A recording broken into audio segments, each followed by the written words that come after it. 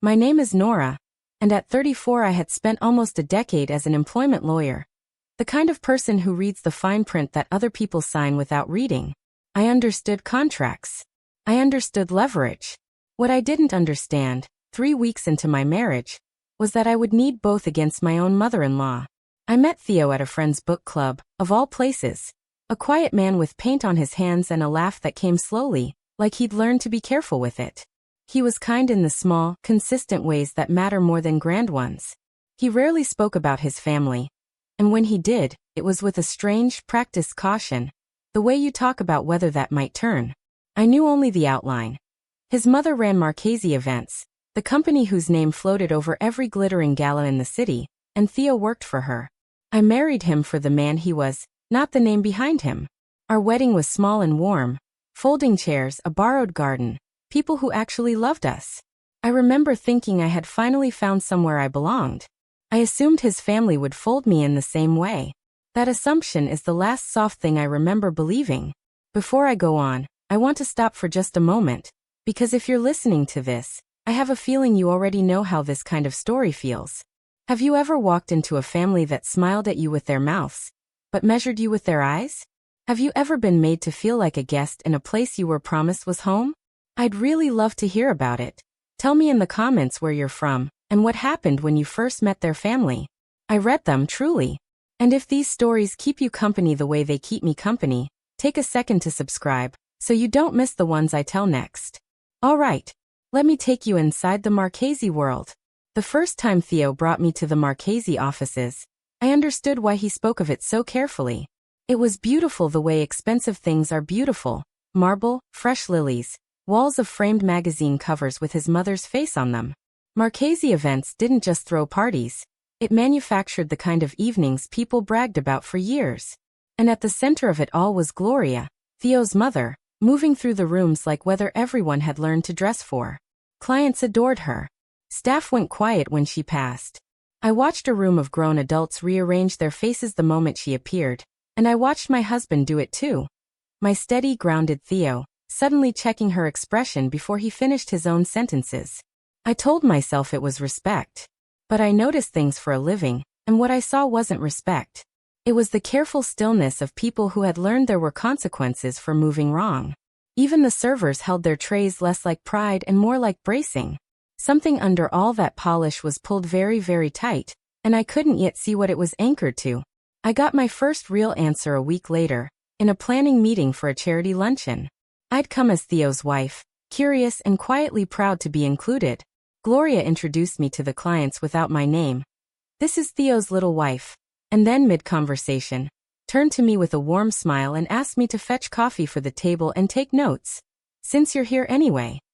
The room gave a soft, knowing laugh. Theo looked at his shoes. And I understood, in that neat little sentence, exactly what I was being told. Not welcomed. Sorted. I was being filed into a category, the way I file documents before a case. So I did something that surprised even me. I smiled back, poured the coffee and picked up the pen. It cost nothing and told me everything. Because I've learned that people reveal the most when they're certain you're beneath noticing. Gloria had just told me who she thought I was, and I decided to let her keep believing it. I didn't know it yet, but that coffee cup was only a rehearsal. 3 weeks was all it would take for Gloria to move from small corrections to a room full of people, and a badge with a single word printed on it. A word meant to tell everyone, including me, precisely where I stood. I would stand in a ballroom of crystal and candlelight, in an apron I never agreed to wear, and feel hundreds of eyes slide past me the way you look past the help. But that came later. That night, in a quiet office, all I had was a fetched coffee and the first faint outline of a woman who had mistaken my patience for weakness. The weeks after that meeting, I studied Gloria the way I study an opposing party before a deposition, patiently, without letting her see me do it. She was, I'll admit, magnificent to watch. She could hold a table of demanding clients in the palm of her hand, remember the name of every donor's spouse, and turn a budget dispute into a compliment so smoothly that people thanked her for overcharging them. The press called her a self-made queen of the city's social calendar, and she wore that crown as if she'd been born to it. But charm, I've learned, is just the currency people spend in public. What matters is what they buy with it. And everything Gloria bought, every smile, every favor, every generous-sounding gesture, purchased the same thing, obedience. In her mouth, the word family never meant closeness. It meant compliance. It meant that loving her and obeying her were, conveniently, the exact same act. It took me longer to see what that meant for Theo. My husband, I slowly realized, wasn't paid a salary anyone could point to. Gloria managed his money. She covered the lease on our apartment, put his car in the company's name, and reminded him, gently, always gently, how much the family had invested in him and how much he still owed. He was a grown man with a wedding ring and no true account of his own. It wasn't that Theo was weak. I want to be clear about that. He was leashed, and there is a difference. A leash is something done to you, patiently, over so many years that you stop noticing the collar. And now that he'd married, I could feel Gloria measuring my neck for one too. She didn't want a daughter-in-law. She wanted another dependent. I had spent my career recognizing that exact arrangement in the workplace, and I knew precisely how it always ended for the people who signed on. Once I started watching for control, I saw it everywhere, not just in my marriage, but in the people who actually made the magic happen. At events I noticed servers clocking out on paper, and then working another 2 hours off the books. I heard a line cook mention, half joking, that the service charge, printed on every client's bill, somehow never reached the staff it was supposedly for. I saw veterans who'd been with the company for a decade still labeled contractors, which meant no overtime, no protections, nothing. It nagged at me the way a misfiled clause nags. A small wrongness that hints at a larger, deliberate structure underneath. None of it was my business, I told myself. But not my business has never stopped me from noticing things. I didn't say anything. I just began, almost without deciding to, keeping quiet notes in the back of my mind. The moment it stopped being abstract came in a break room after a wedding reception. I found a young server, Katia, barely 22, sitting with a cash envelope in her hands, counting it twice, her eyes wet. The pay didn't match the hours she'd worked, and she was too frightened to ask why. She smiled at me quickly and tucked it away, embarrassed to be seen. I didn't intervene. I wasn't ready, and it wasn't yet my fight. But that image lodged somewhere deep.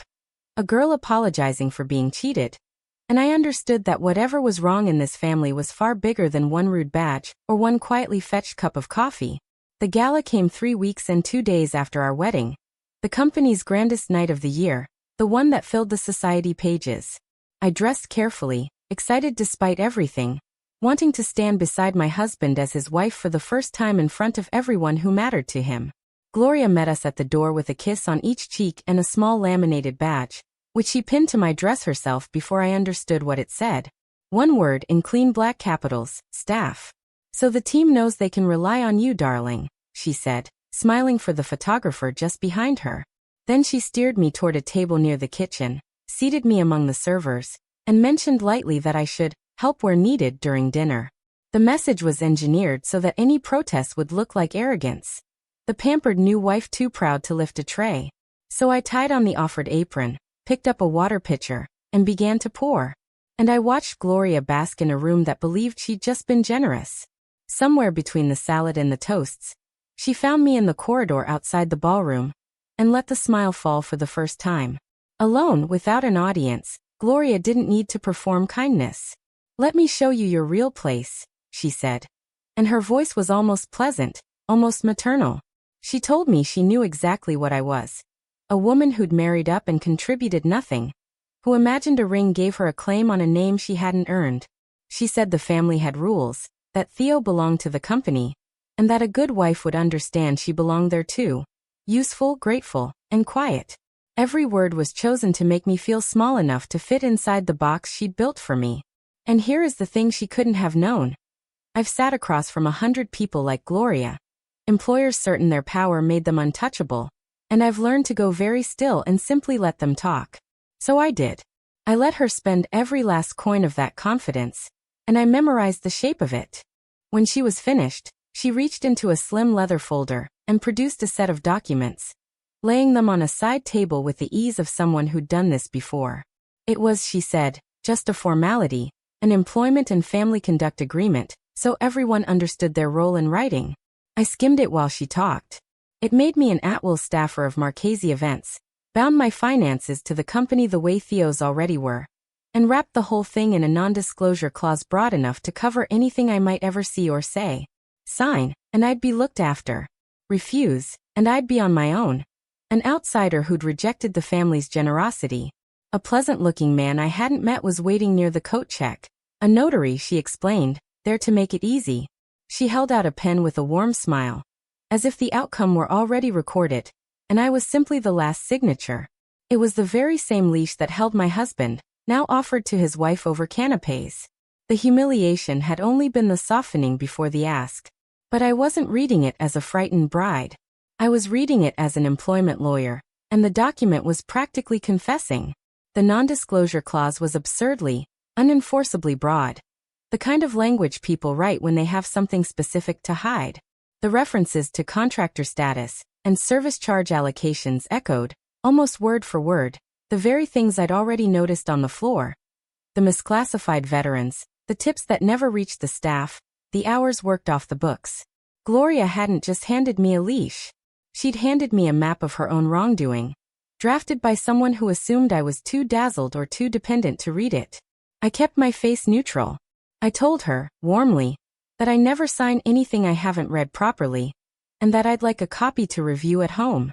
She hesitated, just a flicker, then agreed, because refusing would have looked strange in front of the notary. I slid the copy into my bag. It was the first piece of my case, and she'd given it to me herself. I didn't make a scene. Scenes were what Gloria wanted. A flustered girl she could scold in front of witnesses. Instead, I walked the unsigned pages back to her the next morning, in her own office, with the door open and no audience to perform for. I set them on her desk and told her, in the even voice I use with opposing counsel, that I don't sign employment agreements I haven't had time to review, and certainly not ones with terms this unusual. No acquiescence. No trembling. Just a flat, professional no from a woman who clearly knew what she was refusing. I watched her recalibrate. Gloria was fluent in tears and tantrums. She had a script for those. A polite, unbothered refusal she couldn't punish publicly left her, for a moment, without her lines. She smiled tightly and said we'd revisit it later. I thanked her, handed back her pen, and left with my spine straight. It was a small thing, but it was the first time in 3 weeks I'd chosen my own place instead of being assigned one. What happened next surprised even me. Instead of retaliating, Gloria bloomed. Over the following days she became gracious, almost doting. A bouquet arrived at our apartment with a note welcoming me properly to the family. At the next dinner she introduced me by my name, my real name, and made a little toast to my wonderful daughter-in-law, who keeps my son so happy. Relatives who'd cooled toward me warmed again, taking their cue from her as always. Theo was visibly relieved, squeezing my hand under the table, whispering that maybe things were finally settling, that his mother just needed time to adjust. And I'll be honest, it felt good. After 3 weeks of being sorted and shrunk, being welcomed was a warmth I hadn't realized I craved. I let myself enjoy a little of it. But even as I smiled and thanked her and played the softening daughter-in-law, one cold, clear part of me kept quietly taking attendance. Because nothing had actually changed. Theo was still leashed. The staff were still cheated. The papers were still waiting in a drawer. That was what I couldn't get past. Women like Gloria don't concede, they reposition. I'd seen it a dozen times. The employer who suddenly turns kind the moment an employee starts asking the right questions. The warmth that's really reconnaissance. Gloria hadn't surrendered. She'd simply switched from force to something more patient. Study me, isolate me from suspicion, learn where I was soft, and choose a better moment. The bouquet wasn't an apology. It was a survey. So I did the sensible thing. I stayed kind, and I stayed ready. I kept my copy of the agreement in a folder at the back of my closet. I started a private timeline on my phone, dates and details, the way I'd build any case file. I didn't confront her, because confrontation on her stage, on her terms, was exactly how she won. I would wait until I understood the whole shape of it, and then I would choose the ground. I didn't have to wait long. The real move came faster than I expected. And it didn't come for me. It came for Theo. The first sign was a rumor I wasn't supposed to hear. At a family lunch I stepped out for a call, and came back to a conversation that stopped the moment I appeared. The particular silence of people who've been discussing you. Over the next week I pieced it together. The story spreading through the family was that I was a cold, calculating outsider who'd married Theo for the business, who was driving a wedge between a devoted mother and her son, who'd refused to sign a simple family agreement because I was after something. Gloria told it beautifully, of course, playing the wounded matriarch who only wanted her boy to be safe. Aunts who'd toasted me a week earlier now studied me over their wine. It was elegant work, and I knew exactly what it was. The punishment for saying no, delivered not to my face but to my reputation, where I couldn't defend myself without looking as guilty as she'd painted me. But the rumor was only cover. The real move landed on Theo. Within days Gloria restructured his role. His monthly draw was cut. A project he'd led for 2 years was quietly handed to a cousin, and she began mentioning, in that gentle way of hers, that the company was reevaluating everyone's contribution. The message underneath was unmistakable, and it wasn't aimed at his heart. It was aimed at his wallet, the one lever that had always worked. Control your wife, it said, or watch your livelihood shrink until there's nothing left to control it with. She never had to threaten him directly. She'd spent 30 years making sure she'd never need to. For the first time I saw the full machinery of it. Not a difficult mother, but a woman who had built her son's entire economic life as a set of strings she could pull whenever he stepped out of line. And now she was pulling them because of me. Theo came home that week smaller than I'd ever seen him. He sat at our kitchen table, his hands around a mug of coffee he never drank, and asked me quietly if I couldn't just smooth things over with his mother. Sign the paper. Say sorry. Make the ground stop shaking. He wasn't being disloyal. I want to be fair to him. He was frightened, in the specific way of a man who has never lived a day free of his mother's money and cannot picture surviving it. I didn't shout. You don't shout at someone standing on a ledge. But I also refused to be the price of his peace. I told him I loved him, that I wasn't going anywhere, and that I would not sign my independence away to buy a quiet that would only cost us more later. The distance between his fear and our freedom sat down at the table with us, and neither of us knew yet how to cross it. That night, after Theo fell asleep, I sat awake and admitted the hard truth to myself. Being polite had bought me nothing.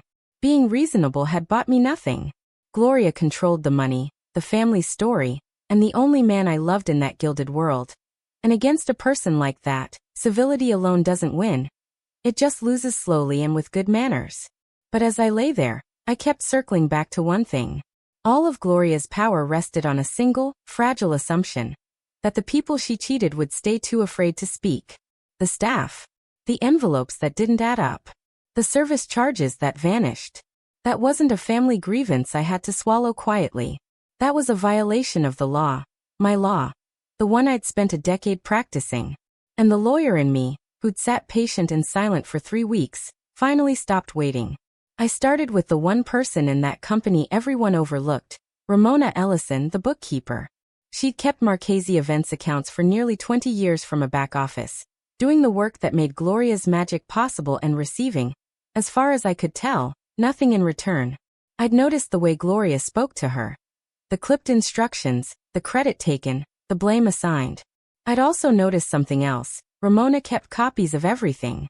Not out of loyalty, but out of the quiet self-preservation of someone who'd watched others thrown to the wolves. I asked her to coffee, away from the office, and didn't lead with accusations. I led with a simple question about how the service charges were recorded. She went very still. Then she told me she'd been sick about it for years. The good people cheated, the double books she kept. And she'd stayed silent because she couldn't afford to lose the job. She wasn't a grandmother with a secret or an heir with a claim. She was just a tired, decent woman with receipts and a conscience that had finally found someone to trust. What Ramona showed me over the following days was worse than I'd guessed. The service charge, that automatic percentage added to every client's invoice, the one clients assumed went to the staff who'd worked their event, was collected in full and routed straight to the company's operating account. The workers never saw a cent of it. Overtime was systematically erased. Hours logged, then trimmed, then paid in flat cash envelopes that never matched what people were actually owed. And the most damning piece of all, a whole tier of long-term employees, servers and cooks who'd given Marchese events a decade of their lives, were classified as independent contractors. On paper they were freelancers. In reality they wore the uniform, followed the schedule, and worked exclusively for Gloria. which meant she was dodging overtime, taxes, and protections she was legally required to provide. This wasn't sloppy bookkeeping or a bad year. It was a durable, deliberate, and highly profitable system, refined over years and hidden behind lilies and magazine covers. The family name I'd been told I wasn't worthy of had been funded, quietly and consistently, by theft from the very people who built it. For weeks I'd been an outsider being told my place. Sitting with those spreadsheets, I stopped being the underestimated wife and became what I actually was, an employment lawyer looking at a textbook case. I mapped each practice to the statute it violated. The withheld service charges, the unpaid overtime, the misclassification. Each one carried real consequences, and stacked together they were enormous. I ran the rough math on back wages across the affected staff, then added liquidated damages, the penalties designed precisely for employers who do this knowingly. The number climbed past anything Gloria could charm or intimidate her way out of. Because this wasn't a family quarrel to be managed at a dinner table. It was a matter for regulators and courts, where her reputation and her wounded mother act meant nothing at all. For the first time since she'd pinned that badge to my dress, I understood the shape of the whole thing. She had spent 3 weeks showing me my place. I was now holding the map to hers. There was one thing missing. Documents prove what happened. They don't always prove intent, and Gloria's whole defense would be that any errors were innocent. So I let her hand me the last piece herself. We live in a state where a single party to a conversation may lawfully record it, and I made sure I was that party. I requested a private meeting, just the two of us, under the guise of finally being ready to understand how things work, before signing her agreement. It was almost too easy. Certain she'd won. Certain I was beneath any real threat, Gloria talked. She explained the service charge arrangement, as though it were simple good business. She bragged about how the contractor setup saved her a fortune. And then, warming to it, she told me plainly that once I signed, she could make Theo and me do whatever she wanted, the way she always had. My phone sat quietly in my open bag, recording every word. She had narrated her own scheme, confident to the end that no one beneath her would ever dare to use it. I knew better than to run this myself. A case built by the wronged wife would be too easy to dismiss as a jealous in-law's revenge, and I wasn't going to hand Gloria that story. So I brought in Priya Nair, a colleague I trusted completely, someone with no connection to the family and a spotless reputation for wage and hour work. I stepped back into the role of witness and advisor, and let her structure it the right way. Organized evidence, clean chains of custody, careful calculations that would hold up to any scrutiny. We were meticulous, because a sloppy case was one Gloria could survive, and if we moved too fast or too loud, she'd have time to shred documents, coach witnesses, and rewrite the story before anyone official ever saw it. This wasn't about a dramatic confrontation. It was about building something so solid and so quiet that by the time she understood it existed, it would already be beyond her reach. I'd spent my career learning that justice done carefully lasts. Justice done for revenge tends to fall apart. Then came the part one couldn't do from behind a desk. The case belonged to the workers, not to me, and it would only be as brave as they were willing to be. I met with them quietly, a few at a time away from the company. Katia first, then the veterans who'd been called contractors for years. I explained their rights in plain language, without legal fog. What they were owed, what the law said, what they could do. At first there was only fear. These were people who'd learned that speaking up got you erased. But something shifted when they realized they weren't alone, that a dozen others had the same story, and that for once the law was standing on their side of the room. Katia was the first to say yes. Then a line cook. Then one by one the rest. Statements were signed, hours reconstructed, envelopes compared. The workforce Gloria had treated as invisible, as interchangeable, as beneath her notice, quietly became the backbone of the case that would undo her. When it was ready, we filed a wage and hour claim with the State Labor Authority, backed by the ledgers, the statements, and Gloria's own recorded words. And while the official machinery began to turn, I did something quieter and just as important. I sat Theo down and showed him the truth about the debt that had ruled his life. There was no real loan, no ledger where he owed his mother anything. It was a fiction she'd invented and repeated until he believed it. A leash made of nothing but words. Together we opened accounts in his own name, and I helped him line up independent work, the kind that didn't run through Marchese events at all. It wasn't glamorous. It was a smaller income and a lot of uncertainty. But for the first time in his adult life, his ability to eat and pay rent didn't depend on his mother's mood. One link at a time, calmly, I watched my husband unclip the collar he'd worn so long he'd forgotten it was there. Gloria felt it before she understood it. Official letters began arriving that she couldn't charm away. Staff who'd flinched at her approach for years suddenly met her eyes. Theo stopped bracing when his phone rang. She could sense control slipping through her fingers without yet knowing exactly where the leak was. And it made her frantic. A flurry of calls, veiled threats, sudden bursts of that weaponized warmth. But every lever she reached for came away loose in her hand. The money that had always made Theo obey no longer held him. The reputation she'd used to bury me was about to be buried under public record. For 3 weeks I had watched this woman assign everyone around her a place, certain she stood above consequence. Now for the first time, I watched her feel the floor move under her own feet. And I felt nothing so simple as triumph. I felt the quiet steadiness of someone who had finally stopped being managed. Gloria summoned me the way a queen summons a servant. A curt message, a time, an expectation that I would come to be corrected. I came. But I brought a slim folder of my own, and I let her speak first, let her deliver the threats and the wounded speeches she'd prepared. When she finished, I opened the folder and set it out piece by piece, in the same even voice I'd used the day I refused to sign. The ledgers. The reconstructed hours. The signed statements from a dozen employees. And then, quietly, the recording. Her own voice explaining the service charge arrangement, bragging about the contractor scheme, promising she could make Theo and me do whatever she wanted. There was no shouting. I didn't need to raise my voice. The facts did all the work a charming smile couldn't undo. I explained in plain numbers what a wage an hour claim of this size meant. The back pay, the penalties, the findings that were already in motion and could not be smiled away. She reached for a threat, then another, and watched each one dissolve before it left her mouth.